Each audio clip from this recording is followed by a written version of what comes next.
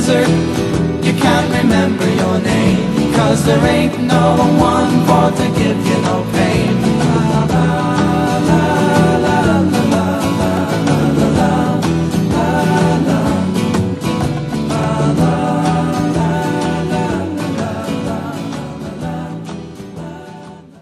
Denver Broncos Mile High View, no commercials, no bullshit. We're going to do a film breakdown of the Washington No Names and the Denver Broncos. And one thing I've noticed in this game is that these are two very much similar teams, but yet different. Definitely two bottom feeders in the NFL. And for the sake of the detractors, I cannot get a hold of the coach's film. And by the time I can get all of the coaches' film, I will have already posted this video. So I don't have time to wait around for Thursday to roll around for them to release all the coaches' film. It's just the way it is. So I think this is sufficient. It definitely is better than definitely better than no video at all. We have confusion in the linebacking. Not very very good. Browning is directing a little bit here. I just want to mention that I just feel that the Broncos lack speed, whether it's our starters are in there or whether it's these guys. Browning, in this play to me shows just the lack of speed we have. I would like to see better speed. It's just the way I feel. Although I like to give Teddy a lot of credit in this game, for sure, because the guy was getting just beat the shit out of him, and just getting the ball off in the nick of time, like a lot of his throughout this game, a lot of these pass plays. But here he floats one, and it really should have been intercepted. And again, you can't have this with better teams. I know, this kind of thing happens, even to the best of them, but, this should have been a pick all the way. And when you're the Washington Redskins, if you don't make that pick, the very next play comes to bite you in the ass as Teddy Two Gloves throws a perfect strike to Sutton. And that's what you get. And I would say it with the Denver Broncos too. You don't come up with that interception, then you get stung on the very next play or a couple plays down the road, depending on the down. I also want to say at this time, Denver Broncos offense is just really inconsistent in run blocking. While people complain, well, you're just not running enough. The Broncos offensive line just is not a consistent run blocking team. And they do struggle. And here, not only can they not get punch a hole, they get a hold at the same time, which I believe was on Reisner. Again, a hold is just a drive killer. I don't care what team it is. And then offensive line breakdowns with Fant, and the only thing I can think there that the coaching staff is out to do is get Fant drummed out, because from a coaching point of view, this is just a mismatch. It's a mismatch. 96 up against Fant. It's a mismatch all the way. Our coaching staff should know that. And again, I don't understand why Fant isn't used more like Albert O. Needless to say, this whole series is just a big waste. First quarter, after Darby gets a face mask, gives the No Names a fresh set of downs. I just want to point out Simmons is way off, playing way off. And this guy has just, again, we say soft in the middle, hard on the edges. Elway likes soft in the middle, and this is exactly the definition of soft in the middle. With all the complaining going on with Kareem Jackson missing his tackle, which I agree with, he shouldn't do that. Something of a very constant with Simmons is just playing everything soft. Big play by the No Names, and Justin Simmons just playing way off and late to the party. Yeah, I just would like to see more awareness by our safeties than that. Just it's soft, it's late, and that's why teams are moving up and down on us. Right side of the field just seems to be a problem for the Broncos. This soft area, this is a in my opinion, a linebacking issue. Could even be considered a safety issue too, depending on how they're playing it. But it's just way too soft. Okay, the middle linebacker does not play this correctly. He is not accounting for the halfback, which he needs to do that. He just clears himself out. And again, that's Cernod. If you're going to get rid of a kicker who's doing a decent job, you better make sure the guy replacing him can do at least as good a job, if not better. They had to kick a field goal because they essentially squandered a bunch of downs on just bad play call. So they're forced to kick this field goal, and their kicker hits their own player in the back of the helmet, number 71.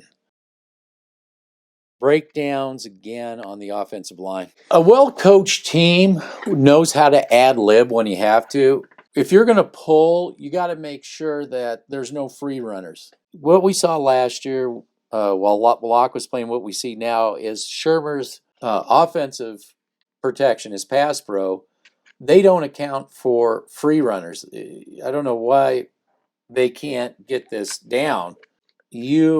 Number one, before you can be given a play, fine, but you can't just have it in your mind. There's always a chance you'll have to go off script and block somebody who potentially is going to be a free runner. That's what the good teams do. This guy is just, man, he's got, unlike Cernod, who just sits and parks himself, this guy is proactive and goes after the quarterback.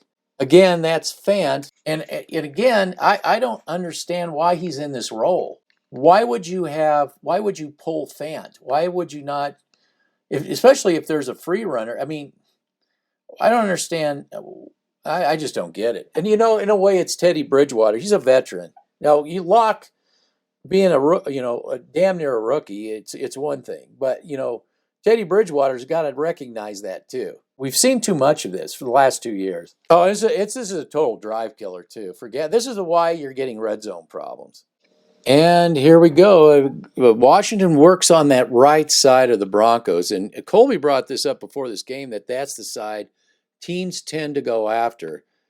The right linebacking, Justin Simmons and Surtain. Justin Simmons is getting all pumped up, but he's playing so soft. He's letting everybody else go, and they're covered. He should immediately, he should have been closing in a lot sooner. It's still a 4-yard gain. It's decent. I think he could have, if he'd been up on this quicker, he could have had him at the line of scrimmage. Plus, this is a makeshift offensive line, and they're struggling right now to get to this guy, our starting defensive line. I just want to point out the nice clean pocket for the quarterback to work out of. Too much of that in my book, too. And I tell you, push up the middle usually ends up in a bad situation for the quarterback. We finally get push up the middle. It'd be a combination of Draymond Jones and Harris. And that would be Draymond Jones half sack there. That's the way. I just wish we got more of that all season long. Now, I like this drive that the Broncos did at the end of the second quarter. I like this particular run by Gordon because he's patient. He's waiting for the gap to open. It opens for him, and it's going to be 3rd and short. And I'd like to see Williams get back to that. He was doing it earlier. Now he's starting to bounce out. But we didn't want too much bouncing out. Need you to be patient and try to work those gaps. Here's a perfect strike to Alberto by Teddy Two Gloves. I just wish they would use Fant this way. This is how they should use Fant too. Exactly like that. And I don't know why they keep Fant in on these exotic blocking plays or whatever that is that they're trying. That's the kind of stuff they need to do with Fant. So you have a couple of receiving tight ends. And as Mark Schlereth is showing you, and I'll add, you can see they set up proper blocking for Alberto where they're trying to turn Fant, who's really a receiver, into some sort of a blocking machine, which he's not.